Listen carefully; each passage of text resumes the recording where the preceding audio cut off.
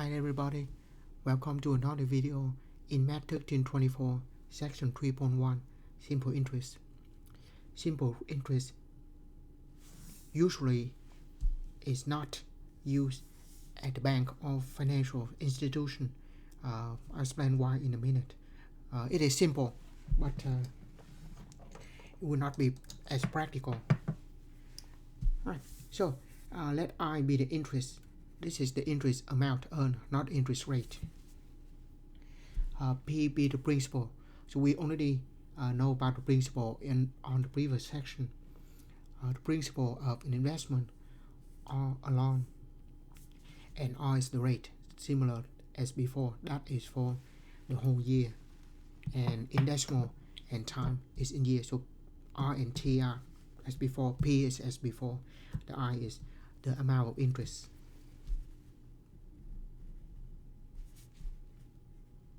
So we just say interest amount. P is the principal amount of investment or loan. R is the rate, and again this is per year.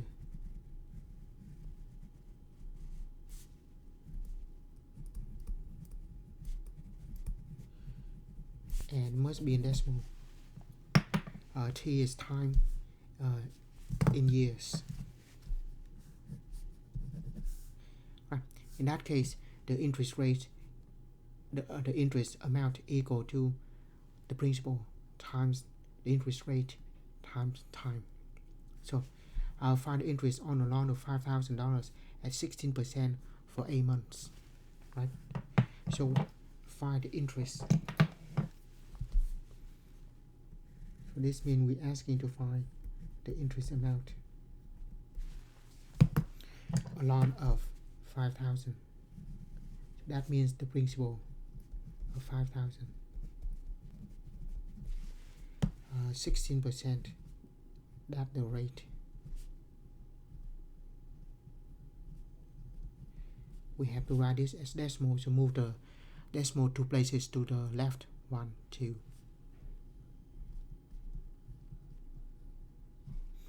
And T is 8 years. 8 months, sorry.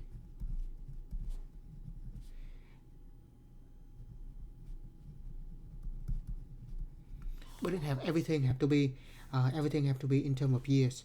This is years. We have 8 months, so we have to do the conversion factor. We have 1 year is equal to 12 months.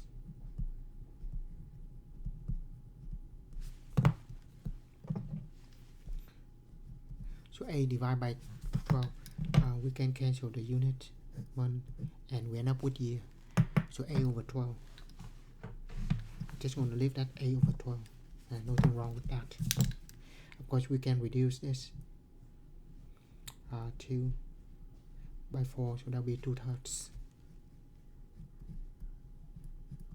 And the unit will be years. So that's 2/3 of a year. And then we put everything into the formula. The interest amount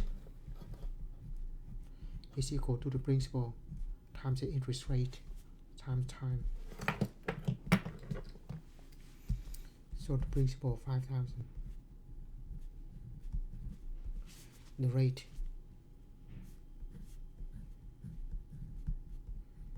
16%, and the times 2 over 3.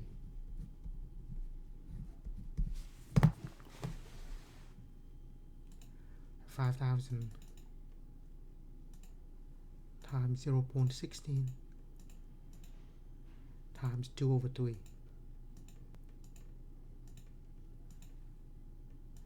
And we have $533. If it is money, we round up to the pennies. 2 decimal places. Right. So that's pretty much the interest. Now, the reason that simple interest is not commonly used at the bank, because think about this. So the interest is here for 8 months is that much. But if the interest is for 10 years, we just multiply, put 10 in for time, and we have the interest for 10 years. Now the problem with that is the money right now, we have more values in the futures, let's say in 10 years. Because of the inflation, the values of money will losing over time. So if we just have the interest 10 years from now based on today, then that will not be an advantage to the bank to loan you the money or for you to invest. So in that case, the interest for a very long period of time must be based on the more the more recent values than what it is originally. And the simple interest, the amount of interest is based on what originally borrow or originally invest. And so over a long period of time, it will not be beneficial to one of the parties. So that's why it's not usually used. But between family and friends, it is simple enough, and usually for the short-term loans, that will work because over the short period of time, money will not lose values as much as for a very long time. Right. We continue. So we calculate the amount of interest over a period of time. Now what we do is to find the future values for the simple interest. So let P be the principal. Another way for that is called the present values. The amount of a loan, amount of investment on the present values, that P. And R be the rate, once again in decimal, and this is for 1 year. T be the time in years.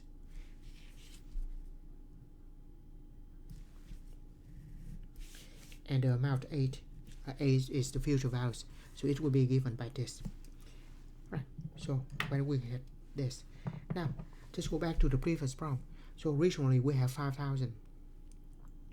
When we loan the money of 5,000, when we pay them back, we have to pay 5,000 plus the interest, and that's what we have to pay back in the future. So in the future, we have to pay back what we originally borrowed plus the interest amount. So that's always the case. But the interest amount is equal to R PRT. So instead of I will write P R and T, and we have 1 multiplied to it. Now both of these have P. We can factor out.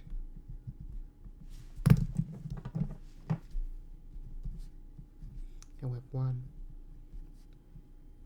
left plus RT. So that's why we have this formula.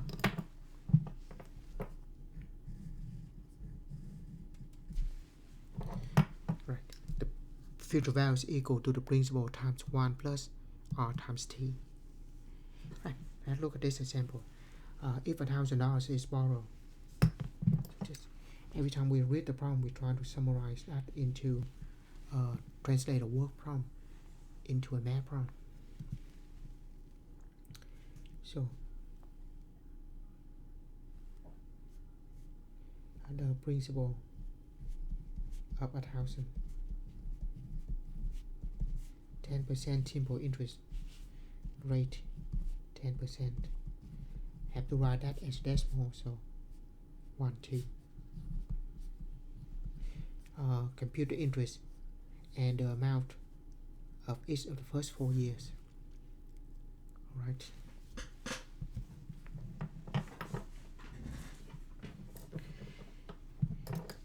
Alright.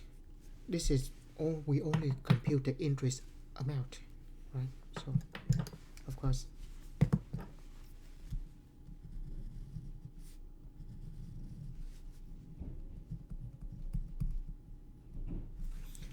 the first 4 years. So we find the interest rate. Now for the first years, t equal to 1.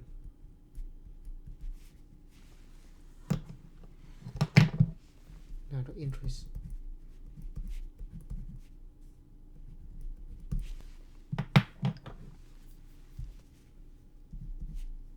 1,000 rate for 1 year. So that 10% of 1,000 is 100. So that after the first years. So that the interest after the first years. So this will be interest after first year.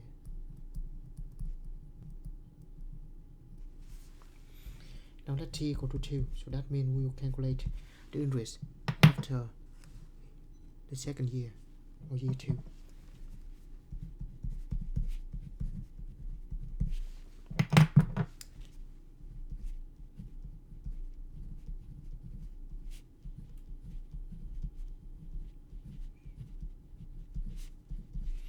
That gives us 200.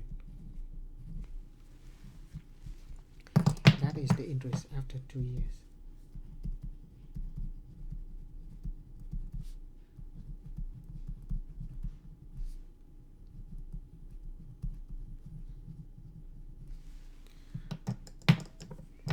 And then t equal to 3. And then t equal to 4.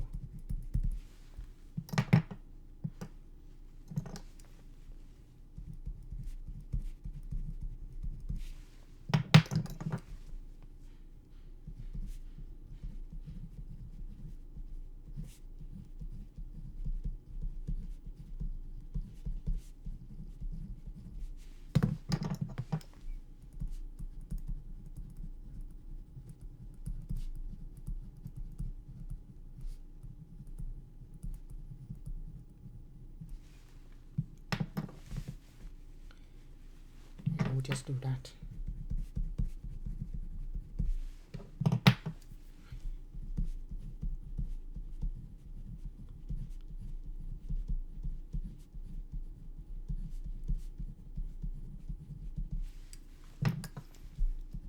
So the reason we do this problem just to show that the interest we just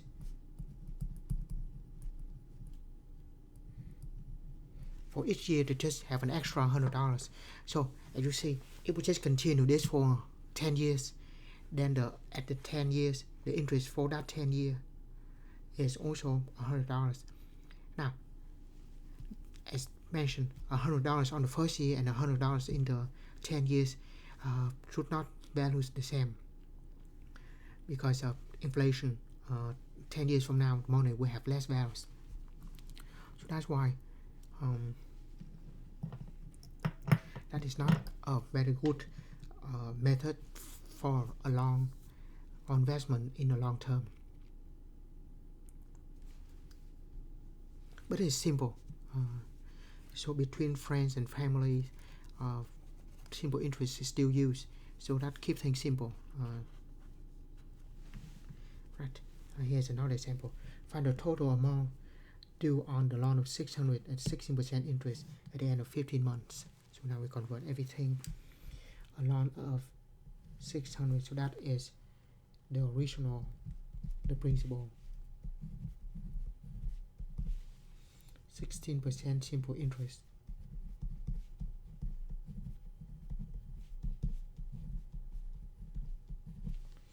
The end of 15 months.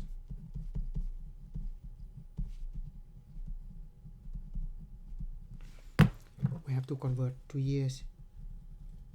So put 1 year on top and 12 months at the bottom.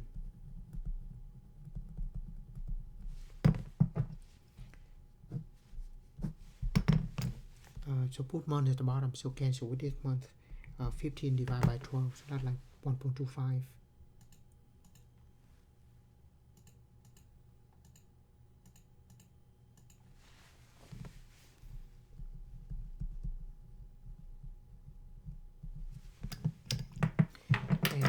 total amount due. So that means as for the future values, and for the future values is equal to principal times 1 plus RT.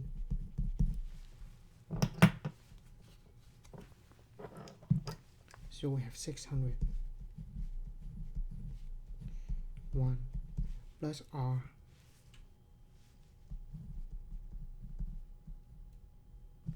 times T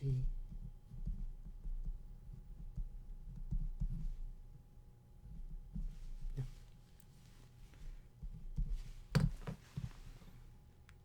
600 times 1 plus 0.16 times 1.25 720. So after 15 months, the amount, because including the 600 principal and the interest, will be $720. Right. Now, a family had long. I think that should be long.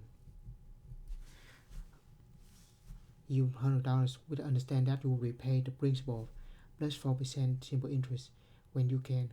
How much you owe if you repay the loan after 1 year, 2 years, and 5 years. Right. So the amount of the loan is $1,000.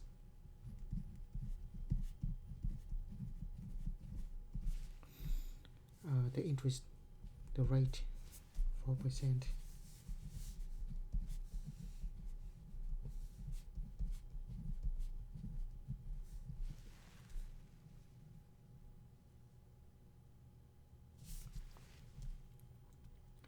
And it's how much you own, so that in the future we have to pay back.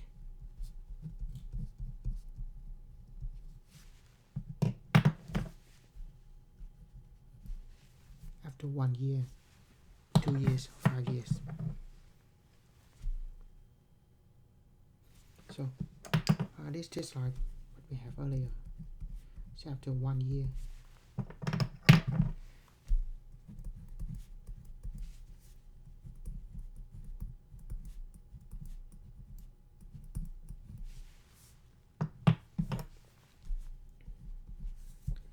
so we have $1,000 that we borrow. The rate of 0.04 times 1 year.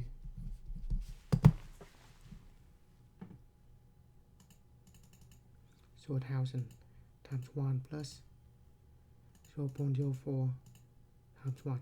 That looks silly to times 1 like this, but we'll see why I do that in a minute. And when t equal to 2, same thing.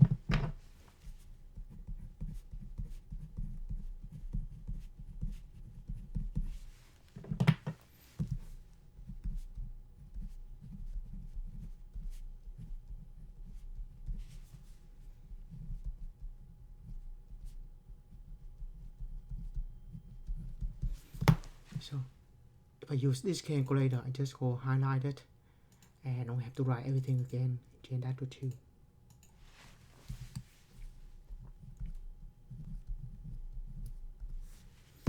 Now t equal to 5.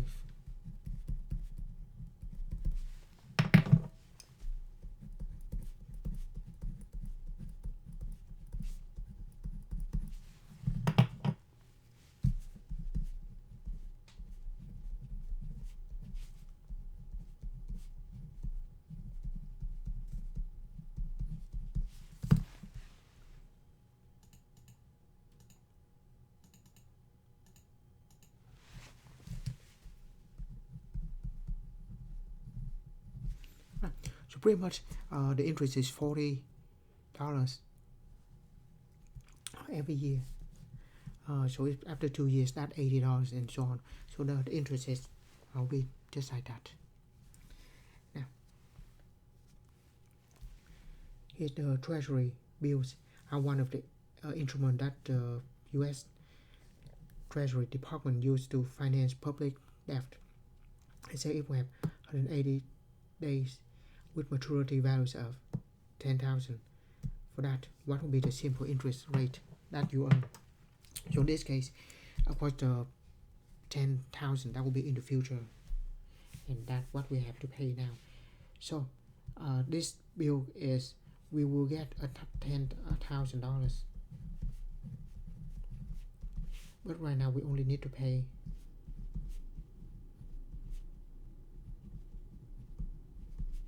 that much. The catch is we pay this now, but we only get 10,000 180 days from now. Even though it's set 180 days, so that's like half a year, but let's not do that. We just say 1 year is 365 days.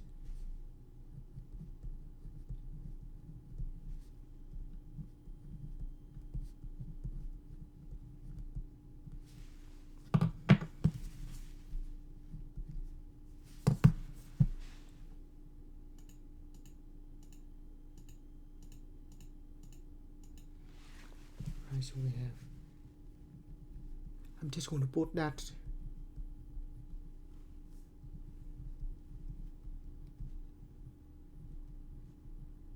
in this decimal, but in calculation we need to use the whole decimal number. Alright, so what do we have to find? Oh, what will be the interest rate? So we start with the formula A equal to P1 plus R times T. Now put everything we have, the future amount, principal,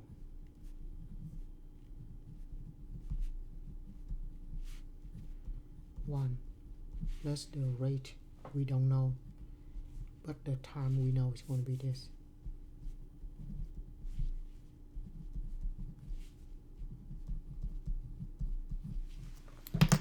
First, okay, I'll do two different ways. First, we try to get the R to I can divide by it. This is not a good way to do this, but I'll do that differently. I mean,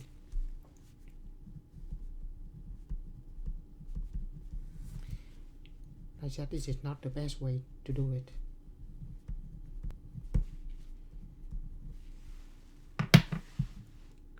Get 10, but with this calculator there's no problem.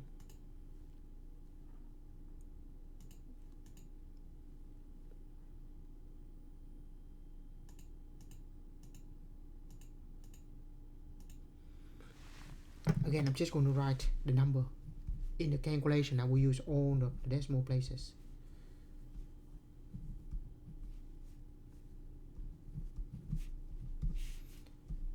That cancel out.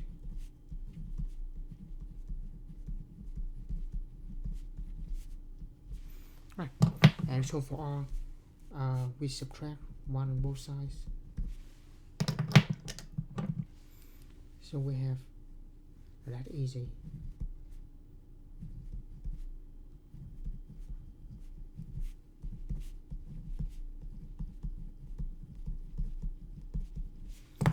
So we take this number, subtract 1.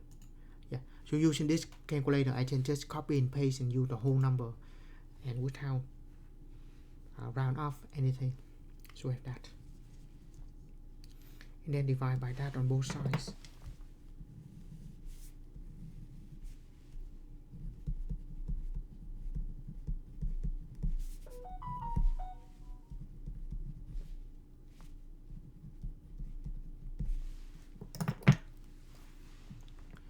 So we take this number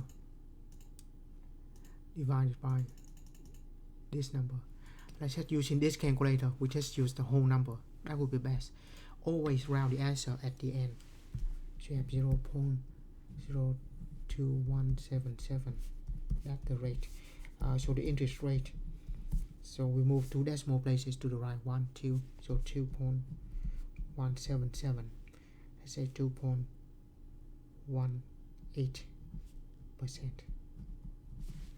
So that is the rate. Of course, you can just do that for numbers, but a better way is to solve for a variable and then we substitute all the number at the end. So let's start from the beginning. Now we just focus on and solve for R. So what we do is divide by P on both sides. So we have A over P equal to 1 plus RT. And to solve for, again for R, then minus 1 on both sides.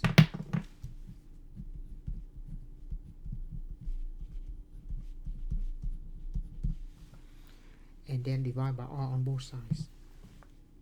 I mean, we solve for R, so divide by T on both sides.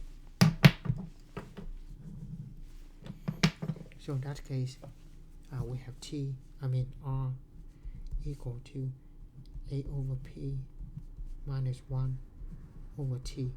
And now we can put all the numbers in. So we have a fraction. On the top of that we have another fraction. A 10,000. P 9A 93.78. Subtract 1. Divide by T. T is 180 days in a year of 365 days.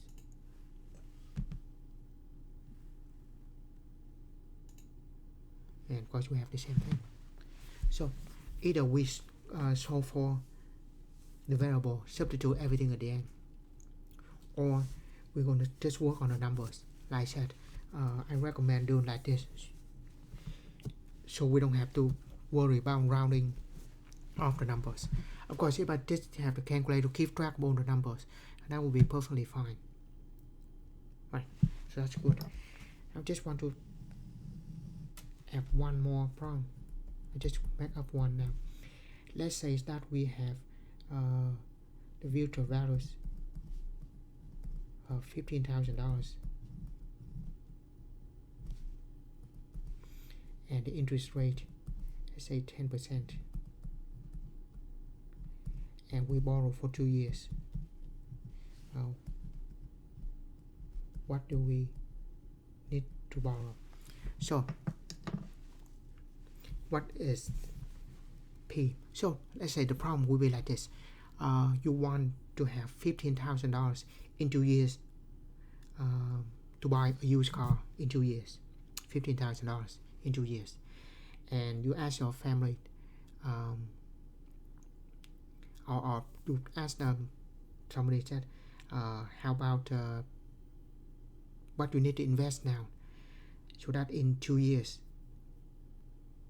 at 15% rate, they're going to give you $15,000.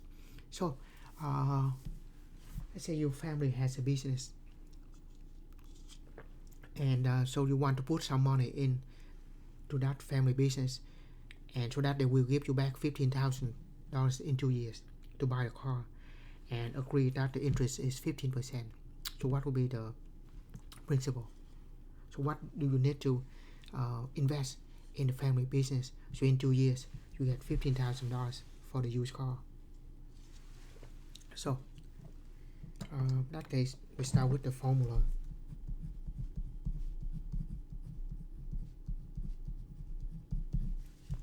If we ask to solve for P, right, all we need to do is just divide by 1 plus RT on both sides.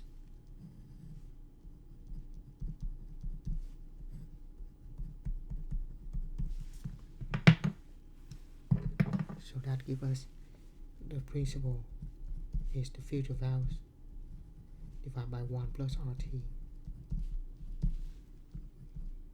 15,000, 1 plus the interest rate for 2 years.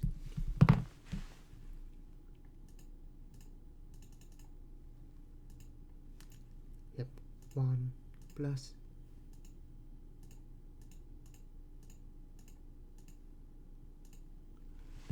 And so right now all we need is the investment of this amount. So in 2 years we have 15,000.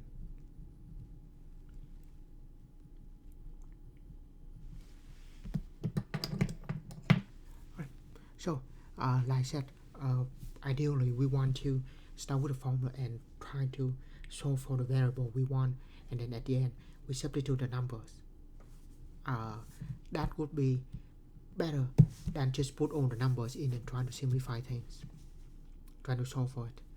But regardless, either way you should be able to solve for the missing variable if we know everything else. And with that, we finish section 3.1. As always, thank you for watching and see you in another video in Math 1324.